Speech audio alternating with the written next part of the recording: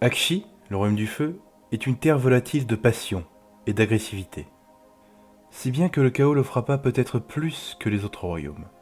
C'est un royaume en constante expansion, fragmenté en plusieurs dizaines de continents, s'étendant au fur et à mesure des siècles jusqu'à remplir les limites de sa sphère de royaume. Ces biomes sont majoritairement constitués de terres arides, savanes, de prairies sèches et de volcans. Il existe, cela dit, quelques exceptions, comme les monts enneigés de Kota, au nord du vaste aride, ou encore les jungles denses de la côte de la mer brûlante. Akshi possède un deuxième soleil, qui est en fait une bête divine, la dragonne Ignax, si bien que même la nuit, le ciel est toujours illuminé d'une lueur orangée. Durant l'âge des mythes, Grimnir affronta Vulcatrix, la mère des salamandres. Après la mort de la bête divine, le Vastaride récupéra sa fertilité, libéré des émanations de soufre de la bête divine, ce qui permit à l'agriculture de se développer et à amener l'essor de la civilisation. Au fur et à mesure des siècles, des territoires furent revendiqués par des empires, des royaumes et des tribus. L'une des plus grandes puissances était sans conteste l'Empire Agloraxi. C'était une magiocratie qui condamnait ceux sans talent magique à l'esclavage. Ce n'est peut-être mentionné à aucun moment, mais les persécutions des non-mages par l'Empire auront peut-être aidé la propagation de Khorne qui promulguait la haine envers la magie et les mages. L'Arc Domini, la classe gouvernante de l'Empire, était obsédé par le pouvoir des arcanes. Ils façonnèrent des colossi, des constructions de la taille de montagnes, afin de construire d'immenses machines, mélangeant ingénierie et magie. Le Prismaticon était leur plus puissante arme. Ils pouvaient concentrer l'énergie d'Akshi et la relâcher en rayons dévastateurs, qui désintégraient tout sur son passage. Ils construisirent aussi bien d'autres merveilles, comme la grande cité d'Aramentia, une île flottante gigantesque, et la capitale de l'Empire. Des rois et seigneurs de guerre venaient de tout le vaste aride pour leur payer un tribut. Un jour, l'Empire finit par retirer ses forces vers Aramentia, et décida de se consacrer exclusivement aux recherches et à l'étude de l'ésotérique. L'expansion de leur territoire ne semblait plus les intéresser. D'autres pouvoirs en profitèrent pour s'élever, et l'Empire Agloraxi ne fit rien pour les en empêcher. Durant l'âge du chaos, même au plus bas de leur puissance, ils tenirent tête face aux forces de Khorne. Avec le Prismaticon, ils dévastèrent des armées entières. La légende raconte que Khorne fut si enragé qu'il matérialisa son poing pour frapper Aramentia, qui finit par s'écraser au nord du plateau de Balaflamme, ce qui marqua la fin de l'Empire Agloraxien. On raconte que le Lord Arcanum Aventis était un Agloraxien durant sa vie de mortel. Les cités citadelles magiocratiques d'Aspiria auraient été une branche de l'Empire qui se serait séparée. Contrairement à l'Empire Agloraxien, ils respectent l'égalité de tous leurs citoyens. Lorsque l'Empire se retira, ils héritèrent des citadelles agloraxiennes situées sur la côte de l'océan des épées. Les Aspiriens finiront par s'allier avec les Batari. L'influence et le pouvoir de ces deux nations dont le destin allait être grandement lié s'éleva en même temps que l'Empire se retira. Les cités citadelles aspiriennes étaient indépendantes les unes des autres. Chacune envoyait un de leurs membres les représenter au Conseil du Bûcher, qui organisait les efforts communs des peuples d'Aspiria. Ils prirent la décision d'invoquer des esprits de feu afin de brûler la forêt du pont de la Bête, ce qui les protégea des incessantes invasions des Wag-Uruk. Aujourd'hui encore, après des siècles, la forêt brûle encore. Mais cela eut aussi pour effet de les isoler des tribus de l'Est, une décision qu'ils regrettent encore aujourd'hui, pensant qu'ils auraient pu, peut-être, les guider et les aider à endiguer la corruption du chaos. Durant l'âge du chaos, toutes les cités citadelles tombèrent, sauf Lumnos. La cité devenue alors le siège du conseil du bûcher.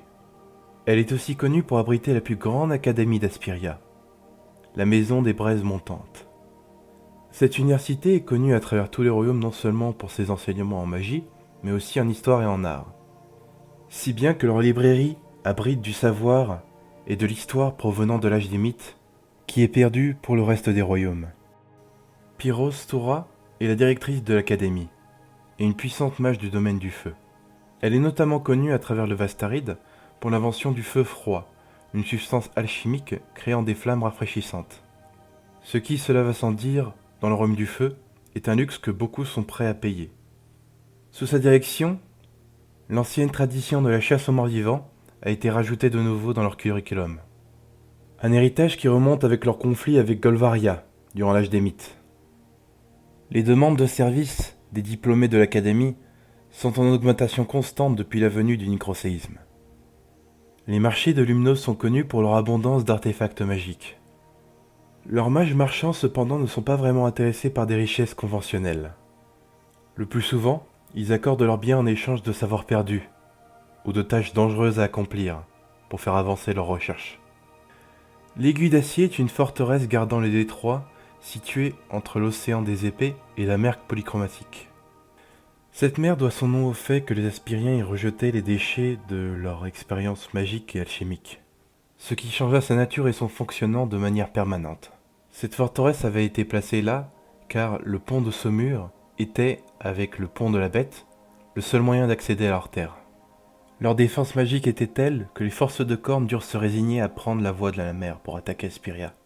Durant l'âge du chaos, la forteresse fut maudite par Tsench, ce qui la coupa d'Aspiria dans une espèce de bulle où le temps n'avait plus aucun sens. Les montagnes brillantes sont la plus large chaîne de montagnes à l'ouest du Vastaride. Elles doivent leur nom aux larges quantités de dépôts de quartz à leur surface, diffractant la lumière et faisant apparaître des myriades de couleurs dans leur ciel. Y voyager est dangereux car elles sont peuplées de toutes sortes de monstres et de créatures du chaos. Un culte de pyromanciens nommé les Scions de la Flamme vivent dans les profondeurs des cavernes. Ils sont menés par un ogroïde thaumaturge nommé la Tempête qui marche. Les Aspiriens invitèrent les Dornins dépossédés d'Azir à s'installer au sud des montagnes. Et plusieurs clans ont déjà accepté leur offre.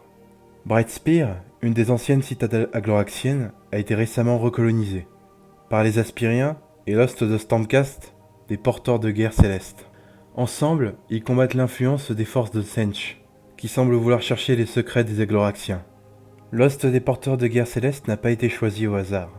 Chacun de ses membres semble pouvoir voir à l'avance les circonstances de leur mort, ce qui leur permet de combattre les visions et les prophètes de Tsench. Les Batari sont connus pour être des marchands rusés, impitoyables en négociation, mais aussi pour leur nature joyeuse et leur grand cœur. Pour eux, la vie est un jeu plein de défis, où celui qui s'amuse le plus gagne. Ils doivent leur fortune à des araignées vivant dans leur région, qui produisent des toiles magiques, qu'ils utilisent pour tisser leur célèbre soie de feu.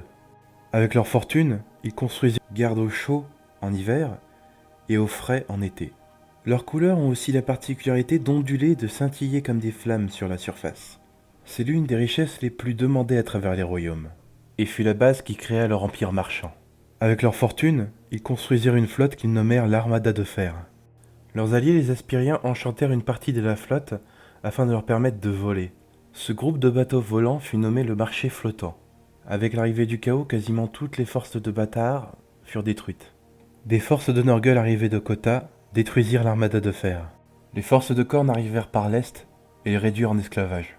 Les seuls survivants libres qui restaient trouvèrent refuge au marché flottant, qui devenu la cité flottante. Les Batari ne possédaient pas vraiment d'armée, et donc ils tombèrent très facilement. Mais ils réussirent par la suite à récupérer leurs terres en amassant suffisamment d'or pour engager plusieurs loges Faercelier. La guette des araignées est la forêt d'où sont originaires les araignées qui ont fait la fortune de Bâtard. On dit que cette région voit plus de pluie que tout le Vastaride réuni. Malheureusement, les forces de Norgul ont commencé à infester des portions de cette forêt. Une maladie a commencé à affecter les araignées qui les rend folles et les pousse à attaquer les colonies avoisinantes. Le lac du Pacte Sombre est un endroit où les Batari n'osent plus aller. Depuis le nécroséisme, des flottes d'esprits éthérés semblent voguer sur ces flots.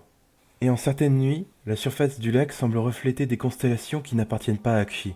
Certains voyants pensent que le lac peut être utilisé comme porte vers Shaish. La cité flottante est maintenant le plus grand marché du Vastaride, où tout peut être trouvé et négocié pour le bon prix.